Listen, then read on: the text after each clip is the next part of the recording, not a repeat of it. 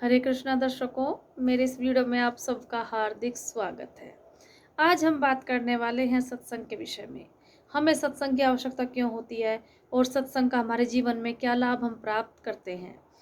सत्संग से हमारे जीवन को एक नई दिशा मिलती है, हम एक नई शांति का अनुभव करते हैं और हमारे जीवन में जो लाभ सत्संग के हैं, उन्हें शब्दों में व्यक्त करना संभव नहीं है। इसे मैं एक कहानी के माध्यम से आपको बताना चाहूँगी। एक बहुत ही प्रसिद्ध डाकू था और उसका अंत समय निकट आ गया।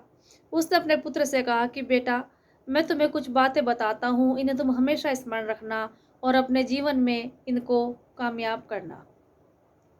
वह डाकू कहता है कि बेटा, जब तुम चोरी करने जाओ तो किसी भी धर्मशाला में मत जाना, किसी मंदिर में मत जाना, किसी मस्जिद में मत जाना और किसी गुरुद्वारे में भी मत जाना। दूसरी बात, अगर तुम चोरी करो तो अपनी चोरी को कभी स्वीकार मत करना, चाहे तुम्हें कोई मारे पीटे, कितना भी तुम्हें प्रताड़ित करे, बट तुम अपनी चोरी को स्वीकार मत करना। इतना कहते ही वह डाकू परलोक सिधार जाता है और उस डाकू का बेटा जो वह चोर होता है, वह अपने पिता की बातों को स्मरण करता है। एक रात जब वह डाकू का बेटा चोरी करने के लिए निकलता है तो वह एक घर में घुसता है, वहाँ का ताला तोड़ता है, धन निकालता है। तभी कुछ वहाँ आवाज़ हो जाती है तो उस घर के लोग उठकर उसे चोर चोर चिल्लाने लगते हैं। वह वहाँ से भाग जाता है। भागते भागते उसे रास्ते में एक धर्मशाला पड़ती है, लेकिन उसे स्मरण हो जाता है कि मेरे पिताजी ने कहा था कि अगर कहीं तुम्हें ज़रूरत पड़े किसी धर्मशाला, मंदिर, गुरुद्वारे या मस्जिद में मत रुकना।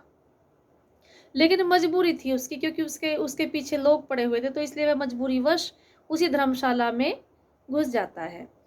धर्मशाला में सत्संग हो रहा होता है रात्रि के समय, तो वह अपने कानों में उंगली देकर जोर से बंद कर लेता है कि सत्संग की कोई भी बात मेरे कानों में ना पड़े। लेकिन फिर भी उसके कान में एक लाइन पड़ ही जाती है। उसमें जो वो संत महात्मा होते हैं वो कह रहे होते हैं कि देवी देवताओं और भगवान की परछाई नहीं होती। वह इतनी बात सुन लेता है, लेकिन फिर भी वह अपने कान बंद कर लेता है, आगे से वह कुछ भी नहीं सुनता।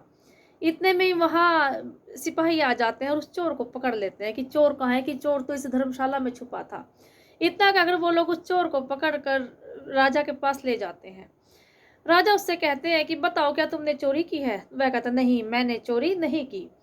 उसे अपने पिता की बात याद आ जाती है कि अगर चोरी में करते पकड़े जाओ तो कभी भी स्वीकार मत करना कि तुमने चोरी की है। वह लड़का कहता है नहीं नहीं, मैंने चोरी नहीं की, मैंने बिल्कुल चोरी नहीं की, मैं निर्दोष हूँ। उस समय में ये प्रथा थी कि जब तक अपराधी अपना अपराध स्वीकार ना कर ले तब तक उसे दंड नहीं दिया जा सकता था। इस पर वहाँ रहने वाली एक महिला थी जो राजा के जो गुप्तचर हैं उनको सहयोग करती थी। वह कहने लगी कि मैं इससे सच्चाई उगलवा सकती हूँ। इस पर राजा कहते कि ठीक है, तुम उसे सच्चाई उगलवाओ। रात्रि में जिस कारागृह में वह व्यक्ति बंद होता है, वह वहाँ पर देवी का रूप धारण करके जाती है और उससे कहती है कि पुत्र, मैं देवी माँ हूँ, मुझे बता दो तो क्या तुमने चोरी की है? अगर तुम सत्य बोलोगे तो मैं तुम्हें यहाँ से निकाल कर ले जाऊंगी। वह लड़का सोचता है कि भाई रात्रि के समय मेरे पास तो देवी माँ स्वयं आ गई और उसका मन होता है कि मैं सच सच बता दूं कि हाँ, मैंने ही चोरी की। लेकिन तभी उसे उन संत महात्मा की उस सत्संग की बात जो उसने धर्मशाला में सुनी थी वो स्मरण हो जाती है।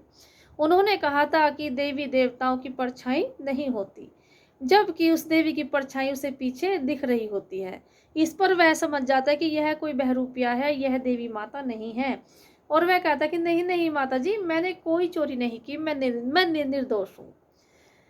इस पर वह महिला वापस लौट आती है और बाहर जो पहरेदार खड़े होते हैं वो सब उन दोनों की बातों को सुनते हैं।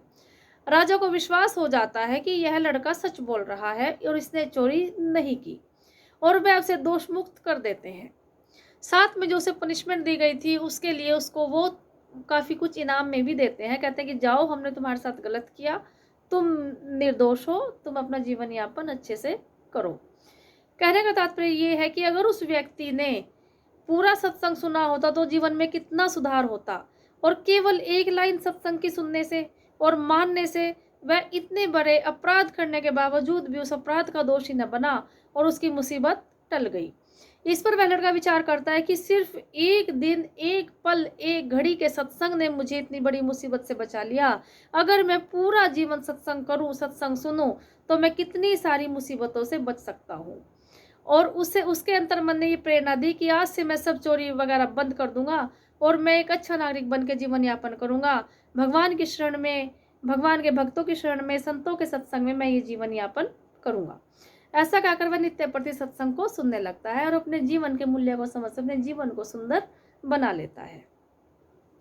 कहने का तात्पर्य ये है कि जैसे मैले कपड़े को धोने के लिए डिटर्जेंट की जरूरत होती है, उसी प्रकार मैले मन को धोने के लिए भी हमें सत्संग की आवश्यकता होती है। सत्संग से परम लाभकारी हमारे लिए कोई भी वस्तु नहीं हो सकती। और रही सत्संग को प्राप्त करने की बात, सत्संग कहीं भी उपस्थित हो सकता है, कहीं भी हम अर्जित कर सकते हैं। इसके लिए हमें कहीं भी ज़्यादा विशेष प्रयास की ज़रूरत नहीं पड़ती। बस एक मन बनाने की ज़रूरत होती है और उस ईश्वर की कृपा होने की ज़रूरत होती है, तभी हमें सत्संग का लाभ मिलना शुरू हो जाता है। कई बार हम ऐसे लोगों के संपर्क में आ जाते हैं जिनकी एक बात, एक प्रेरणा हमारे जीवन की दशा और दिशा को ही बदल देती है। ये भी परमेश्वर श्री कृष्ण की ही कृपा से संभव हो पाता है। सत्संग को कभी ना छोड़ें। सत्संग, अच्छे लोगों का संग, जहाँ जैसे जितना भी सुलभ हो सके हमें सत्संग का अभ्यास, प्रयास और उसे ग्रहण करते रहना चाहिए और अपने जीवन के कष्टों को कम करते रहना चाहिए। जैसे जैसे हमारी प्रवृत्ति, हमारी आदतें, हमारा स्वभाव सत्संग में प्रवृत्त होगा, हम सत्संग में समय देंगे, हम भगवान के निकटता की ओर जाएंगे, वैसे वैसे हमारे जीवन से हमारे दुख, हमारे कष्ट, हमारा एकाकीपन समाप्त होने लगता है। इसी के साथ मैं इस वीडियो को समाप्त करना चाहूँगी। आशा करती हूँ आपने सत्संग की महिमा को सुना और आप इस पर फॉलो भी करेंगे। अगर आपको मेरा ये वीडियो पसंद आया हो तो कृपया मेरे वीडियो को लाइक करें, मेरे चैनल को सब्सक्राइब करें और ऐसे ही और